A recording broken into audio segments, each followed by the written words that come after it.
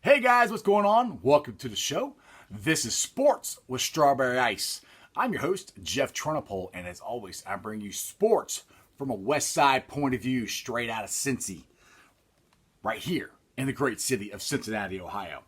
All right, here's the rundown of the topics I'll be discussing today. It's Bengals, Bengals, and more Bengals, because there's nothing else really going on, and thankfully, the NFL has kept their offseason going and hasn't stopped anything, for the most part.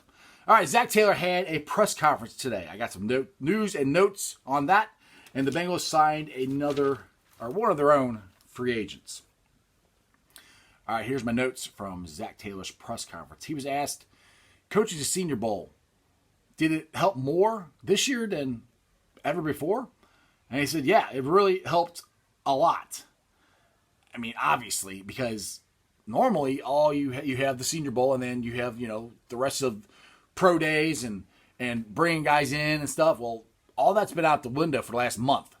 So I think the Bengals are way ahead of everybody else as far as that goes, because they actually got their hands on these guys, and that's one thing that the scouts and everything they're complaining about, especially with Tua. Not be able to get their hands on him and running through different drills in their own facility and seeing it with their own eyes and all that stuff. Well, the Bengals could do that with all the seniors that are at the Senior Bowl. So that is great, and the rest of the teams couldn't do it. It was them and one other team that are able to do it. So those two teams are ahead of everybody else. All right, Zac was asked, is him and the organization, have they been on the same page? And Zac said, yes, they've been on the same page since I've been here. And no, he's not been frustrated at all with the organization in trying, to get his plan put together. And he's asked about, is this how he envisioned free agency for the Bengals? Yes, this is how I would envision free agency, which is an interesting question because you would only ask, I won't say only, but in Cincinnati, we've never signed this many free agents, and we've never been this active. So, yeah, that's he envisioned it this way. I didn't think it would actually happen, and I'm sure you didn't think it would actually happen. So, the way it's gone and the guys they've signed, it's a new day, baby. All right, Zac was asked, how are you a better team than last year? He said their best ball is ahead of them, meaning the players. There's good energy and good young players.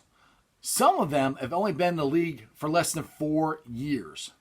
So that means the ones we signed, the ones we already have. So it means we're a good, young, talented team. And Zac's got a year under his belt now with, everybody that's been in the building. Which right now, nobody's in the building, but, before all this. So he's got a better understanding of what he has and what the strengths and the weaknesses are of the players. And like I said, they're young. That's good. You want a young team to grow together with a young quarterback named Joe freaking Burrow, moving forward. Now, this is a quote I really liked from Zac. This is, to me, one of the biggest differences between him and Marvin Lewis. Marvin Lewis's press conferences would be just boring, I don't hear as good as I see. Marvin would say, we just got to do your job. We got to do our jobs better. He would say the same thing over and over and over and over again. Well, Zac gives you a little bit of hope that he's excited about this, and he knows there's a lot of work to do. Here, I'll quote this. All right, being better on paper doesn't mean jack right now. Quoting Zac. We have to prove it on the field, he's exactly right.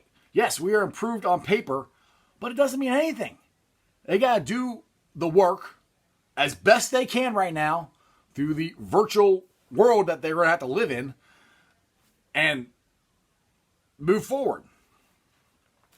All right. He was also asked, what do you want to learn about Joe Burrow between now and the draft? Zac said,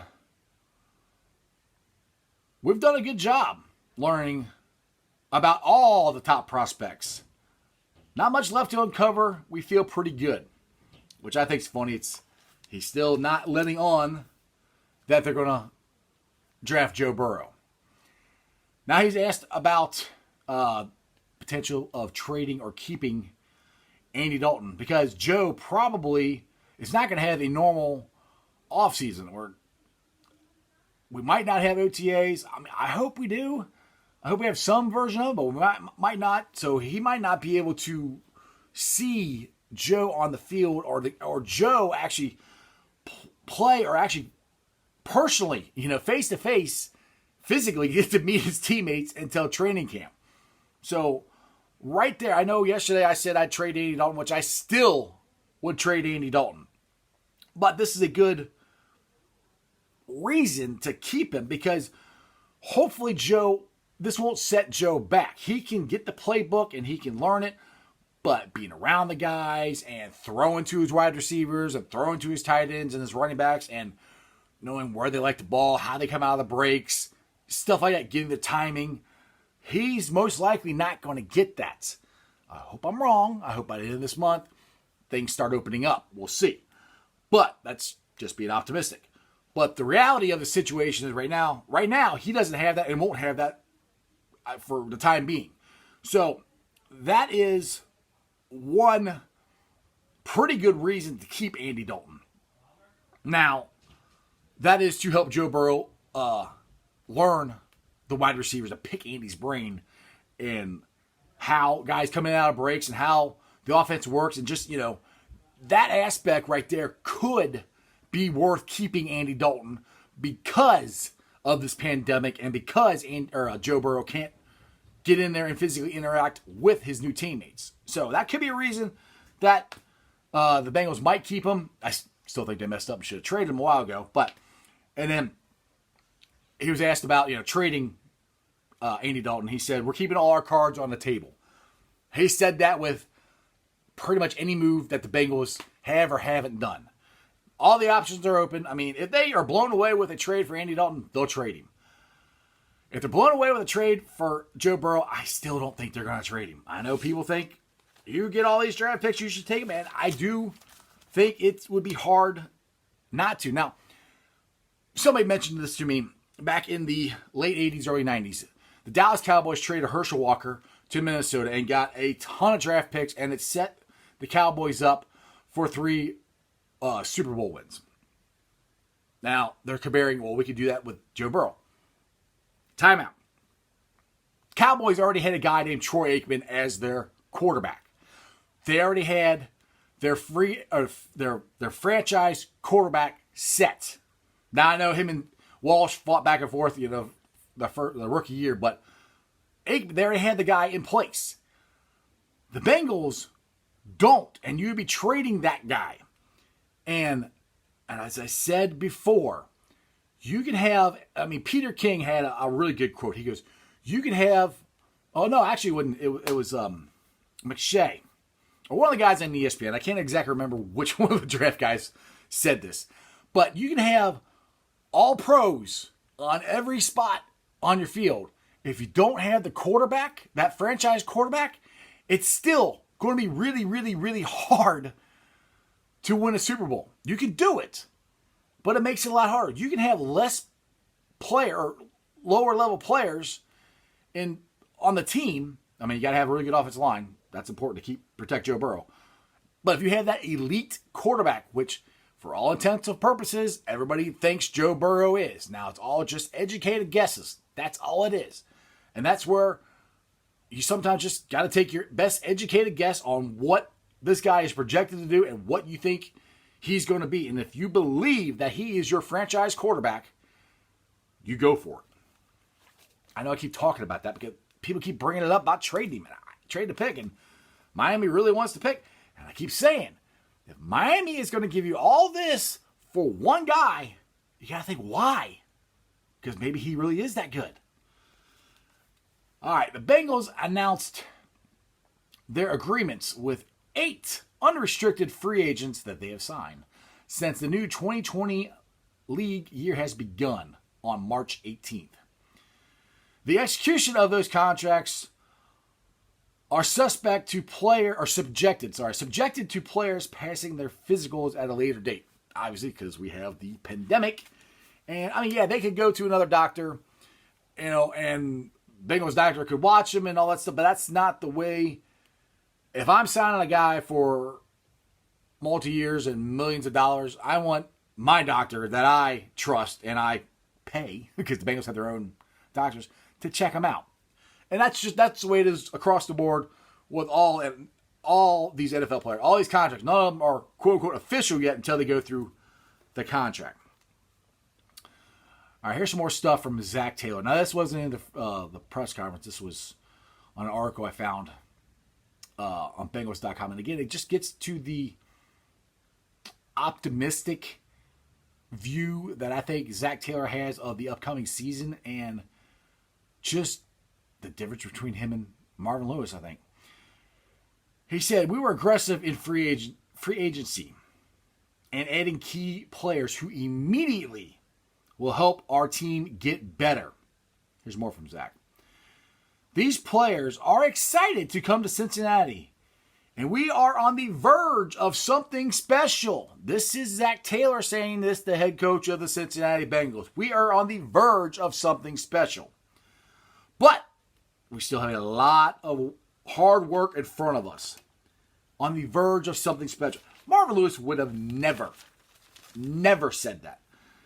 Now, does that mean we're going to go to the playoffs next year? No, it doesn't mean anything. It just means, to me, it's a different voice. It's different from what Marvin would always say. And that's got to wear on you after a while. Do your job. You got to do your job better.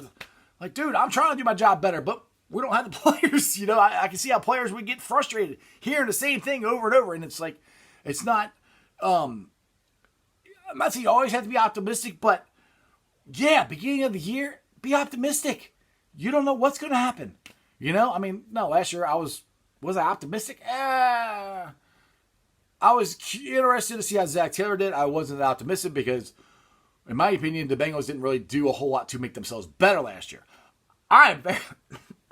Excuse me. I am very optimistic this year because obviously we're going to draft Joe Burrow, and two, because all the free agents they signed. So it's just a different mindset that I think this organization needs moving forward. Just a change of philosophy, a change in your thought process. And from what I'm hearing from Zac, I'm really liking all of it. So, all right. This show and every show is brought to you by T Properties. T Properties, quality housing for quality people. Check out their website at www.tpropertiesllc.com for all your rental property management needs and your rental needs. All right, as I said at the beginning of the show, the Bengals have signed one of their own. The Bengals re-signed guard Alex Redmond to a one-year contract. Redmond, a 4-year player, coming into 2020 this year, was a Bengals college free agent signee. They signed him in 2016. Since then, he's played in 23 career games with 17 starts. Now, is this going to break the bank, or this is a great signing? He's a good player. He's going to bring competition to the offensive line at guard. I mean, you got him. You got Michael Jordan. You got Billy Price, Surflow.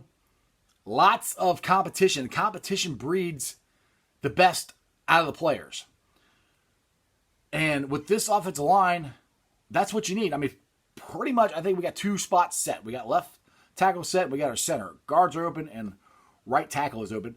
And like I said, you still got the draft. And I really personally think that the Bengals are going to draft an offensive lineman just because I think they have to. I mean, they addressed it with Surflow, but they need more than him. And what we have is guys that were here last year on not a very good offensive line. But the end of last year, they did start getting better. So all of this is flowing in the right direction, and I am concerned that they haven't done as much with the offensive line as I'd like them to, but I'm waiting to see what happens in the draft. I said this on past shows. I think they've addressed their defensive problems with free agency, and I think their offensive problems, which is mostly just the offensive line, our offensive weapons are going to be pretty good. I mean, the other thing, I just thought of this, Zac was asked about A.J. Green. And he said, A.J. Green is doing great. He's healthy. He's ready to go. I mean, fortunately, I think this is A.J. Green's last year. I don't think they're going to sign him to a long-term contract. I think they've got too many young wide receivers that are on the team now, and this draft is loaded. They can get a couple of them in the 4th or 5th round. That would be good. So, and we still have John Ross. I would love it if that guy could actually catch the ball and play. Because if he could ever utilize his speed, he would be such a weapon. Like, these are two guys that I think could be huge weapons. If Zac Taylor can figure out how to get them to play to their best of their ability and use them. One is Giovanni Bernard. I said that in past shows. And that was John Ross. Those guys are so quick and so fast. If he could figure out how to get them to work in the system, they could be game changers. They also could be busts. Either or. All right, I got some Facebook groups that I help run. I'm always talking about them on here. Like I said, since we really can't go anywhere, I feel we're getting closer and closer to getting out of this. But until then, stay at home and let's discuss sports on Bengals Nation, Reds Country, and Bearcat Country. I post a lot of different stuff on there, and I'm on the admin, so I usually will approve you. So go there and check it out. Just look it up on Facebook. YouTube. I keep saying you guys have been awesome. I am up to 323 subscribers.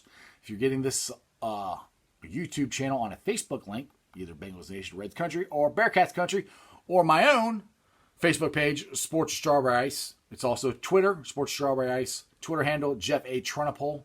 That is TRENNEPOHL. I'm also on Instagram under Sports Strawberry Ice. If you're getting this show on any of those things, do me a favor. Go on YouTube, get yourself an account, and subscribe to my show.